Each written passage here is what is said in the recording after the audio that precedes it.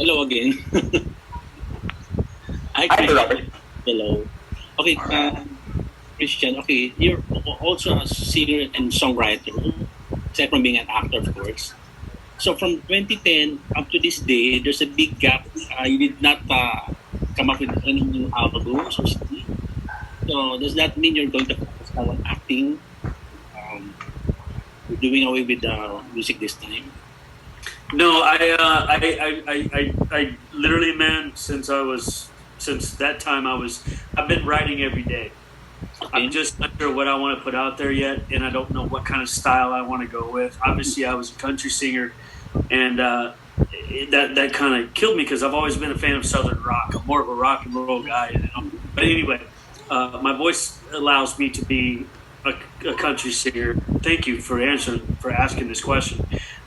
I write every day, and it's kind of like one of those things, and I don't think it's writer's block, but every time I do something, I kind of like pack it up and put it away instead of actually going forward with it. And just in the last, I guess during COVID, just in the last couple of months, probably about 6 of them, we've come up with some songs. And I'm hoping to release some new stuff. So thank you so much for asking that. It's very great. When can your fans expect a new album next year? I see what you're saying there. I don't know yet. I got to be honest with you, and I wish I could tell you an answer. So tell us about your musical influences. My music influences never went well with Sony or with the record label that I was on, because people don't realize that when you're a country singer, you want people. Your influences should be George Strait or Garth Brooks, and my music influences are Alice in Chains and Elton John.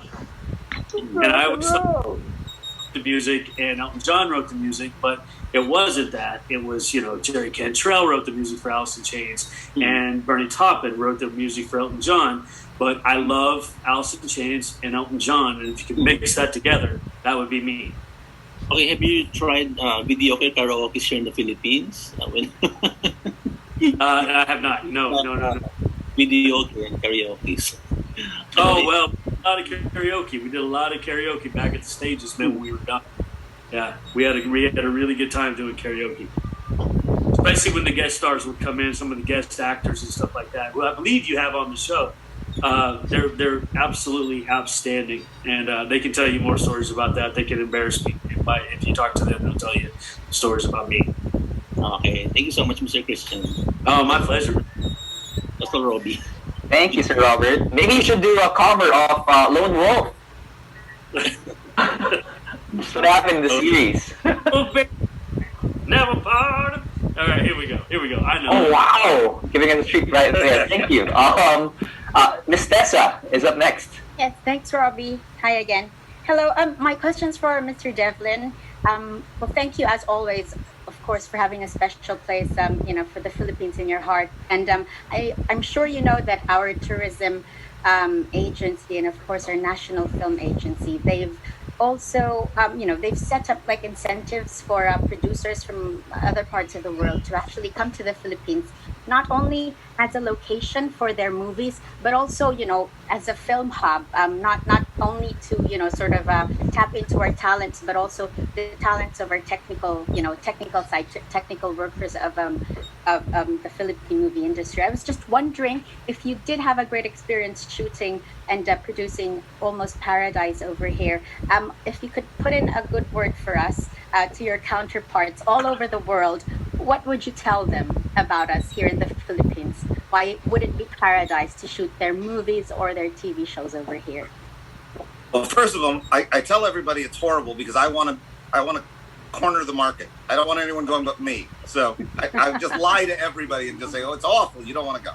No, the truth of the matter is, before we even came, we had the privilege of distributing in the United States, actually around the world, Hannah's movie, Transit. And that gave us a window into the evolution of what's going on in the Philippines in the world of cinema. And Hannah's movie got us so excited about it, and then we started doing more research, and we started seeing, all these amazing actors, all these amazing films, these amazing cinematographers and production designers, and we realized that in the last 20 years, the Philippines has really raised its game as far as the quality of talented people both in front of and behind the camera. So when we made the decision to go to the Philippines, I wasn't really worried about being able to get the quality level, because you guys have it. I think the only thing that's really holding back the Philippines is that it hasn't been exposed to the rest of the world. And the more people see, I mean, it's gonna be a huge industry there.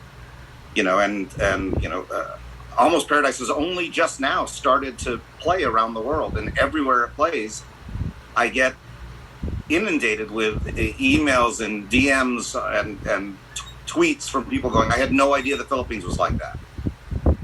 So I think that it's going to change the perception of the Philippines as a place to go, and I already know it's changing the perception of the talent level, both in front of and behind the camera. Thank you very much, and we really do hope you do think about Almost Paradise Season 2, because we'd love to show more of what we have here in the Philippines to the rest of the world. Thank you. We're very optimistic that there's going to be a Season 2, and great. We'll know for sure within the next couple weeks. But the show is performing enormously well everywhere in the world that it shows, and right now we're on IMDb in the United States, and we're one of the most popular shows on the service. So we feel very, very optimistic at the moment that there will be a second season, and if there is, we will definitely be back in the Philippines. Thank you very much. For my next question, I'd like to ask Mr. Kane. There's no question about your coolness, because you wouldn't be a lead of an action series if you weren't. But we just wanted to know if you could rate Art Acuña's coolness. What would that be? That's a good question. All right, there you go. There you go. I'm gonna rate everybody's coolness for you right now. Art comes in as a 10, and I'll tell you why. I don't know if you saw the fight scene between with his fight scene and stuff like that. I didn't know the cat could fight. I don't. Sorry about that. I think something just clicked off. I don't know if I didn't know he could fight. He's just the epitome of coolness. The way he does stuff, the way he holds his gun, and he takes a long time on this kind of stuff. He takes a long time on it, and he ends up getting it done. And the coolness of Art goes a little bit above 10. Now I'm gonna rate Noni. Noni is right around a 9.5. And the only thing I have of Noni is that he's just such a nice guy in real life. He's so nice. He's just, I mean, when you think of the chief of police there, it's unbelievable. He's just unbelievable when it comes to that role. And that 0.5 is only because I know him in real life, and he's so damn nice, it's ridiculous. Now, Samantha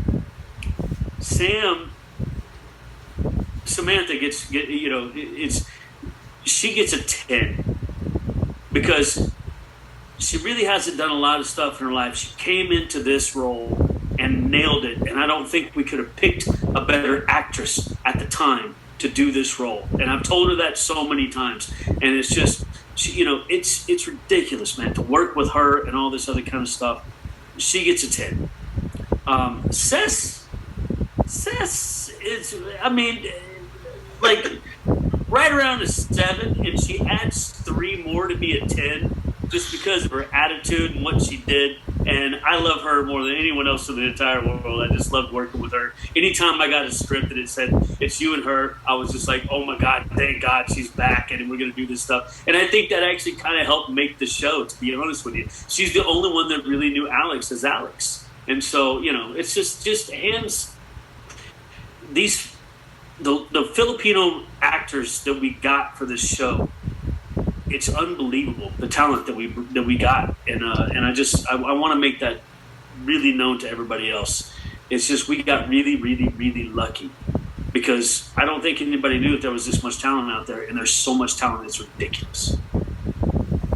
Thank you for that question. Thank you too. Thank you, Miss Tessa. Beautiful question right there. Now let's talk about coolness. And one of the things which makes this show really, really cool are the shots. I want to ask Director Pao and Sir Diego, can you tell us, can you take us to the process of selecting the shots, the great montage? I mean, every scene is so beautifully created and selected. Direct Pao? Oh, hi everyone. Hey, Hey, we Christian. found! I didn't even know you were here. What's up, man? It's so good to see you.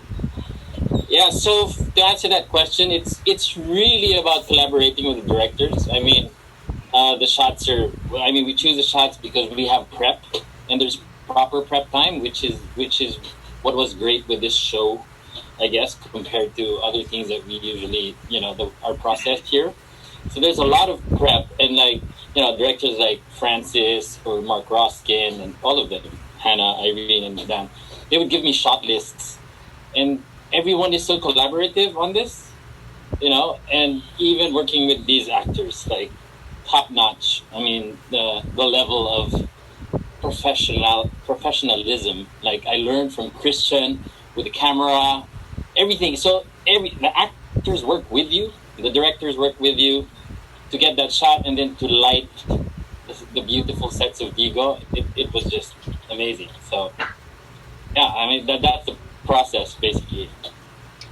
Diego, do you want to add on to that one? How do you prepare these magnificent sets?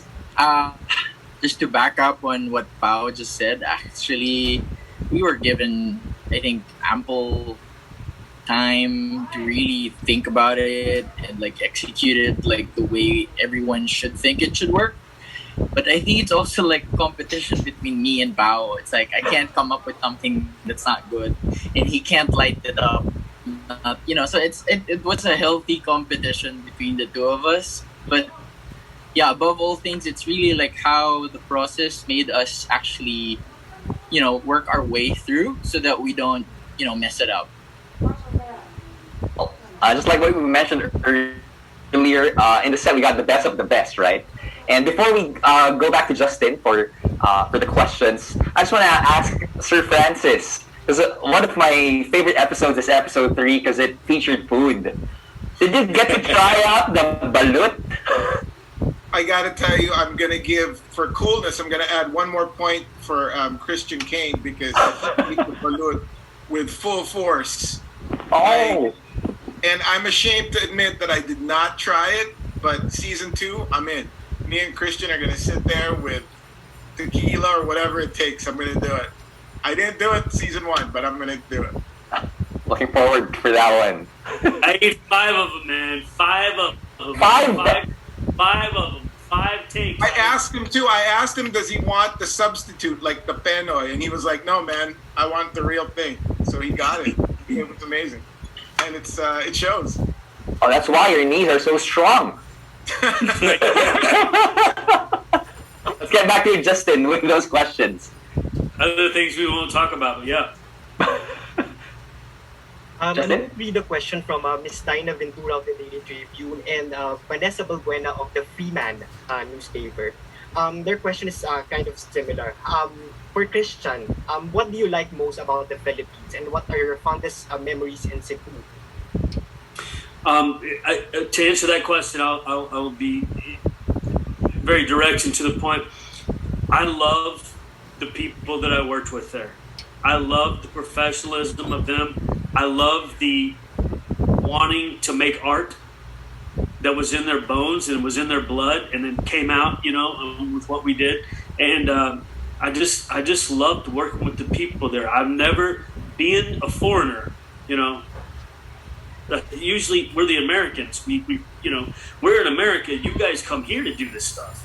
I was sent there, and I'm the only guy there, and I was greeted with open arms. I was greeted with open arms everywhere I looked. I had open arms, and I can't say enough about the people that accepted me to be in their group and do this kind of a project, man, to make the Filipino people look really great, and also to show that this backdrop that we had was unbelievable. It was is some of the most beautiful places in the world, and we got to show that.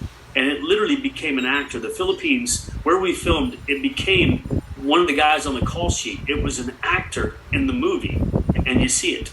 And so I'm so thankful for that. Yeah, the Philippines has more than 7,000 islands, and Cebu is just one of them. How do you find, particularly Cebu? How do you find the place?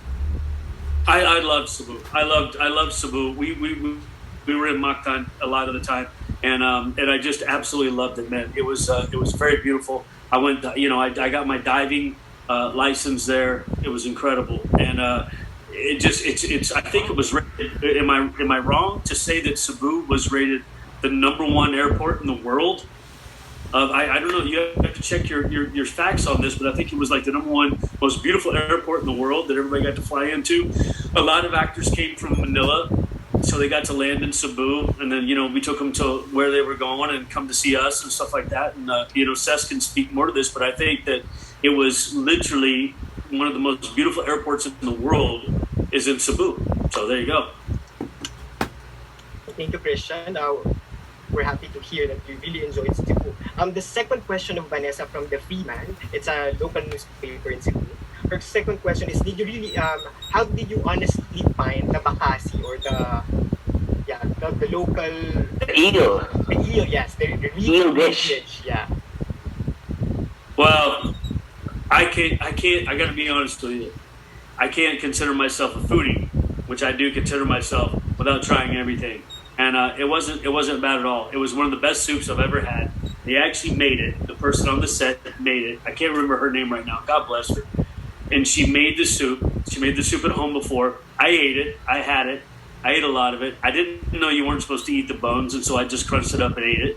But it was one of the best soups I've ever had in my entire life. And I actually asked for more, and I actually took a cup on the way home. And Robbie, down to our last set of questions. It will come from Leah Ocampo of whatsup.ph. Hello, hi. So this one is for Mr. Kane. So the chemistry between you and your Filipino co-actors is commendable. You guys look so natural together. You work so well. And we understand that you guys did like a chemistry reading in pre-production, but it's still different when you're finally on set to shoot. The camera is rolling. You guys are in your costumes. So do you still remember the first time shooting a scene with them? Can you share to us what was it like? I sure can. It was funny because I met Sam early in the process, and I met her in Manila, and then I really pined for her. I wanted her to get this role because I thought there was something there. Dean did as well. She got the role. She came in. She was exactly what we thought she would be. You know what I mean? She was really. She read everything. She studied everything. Me and Sam would go over stuff sometimes, and do all this stuff. And she was just perfect for the role. She had a toughness about her that I don't think anyone else could have had. You know what I mean? There was a toughness about her in the beginning. There was a toughness about us in the finish. It was crazy, man. And she was the perfect person for this role. I don't think they could have cast a better person anywhere in the world. I just think she's that good. With art, I literally was telling Dean, and Dean can back this up. I was like, stop auditioning people. We've got the guy. Art was in there on the audition. I was like, this is the dude. This is the dude. And I'm like, I looked at Dean. I'm like, no. And he was like, Kane, calm down. And I'm like, all right. It's like there's no reason to look anywhere else. And so that was how it was. Now with Noni, I didn't know Noni was coming in. And I saw Noni when he came, and he did his work. And I'm just like, my gosh, man, this dude is the epitome of what you want. He's got politics on his side. He's doing this. He's doing that. It was crazy, man. And I just feel like this thing was expertly casted, and I have to give that back to Dean Devlin, who, by the way, saw every single person coming in. I met Seth there. I met Sophia. I met all these people. Seth was like got the role like right off the bat. I met all these people. Every single star that came in to this show that was literally a star did it on their own They came in. Dean said yes because he saw the talent, and I was just mesmerized every week at the talent we got. And so I'm very grateful for that. Okay, thank you so much. And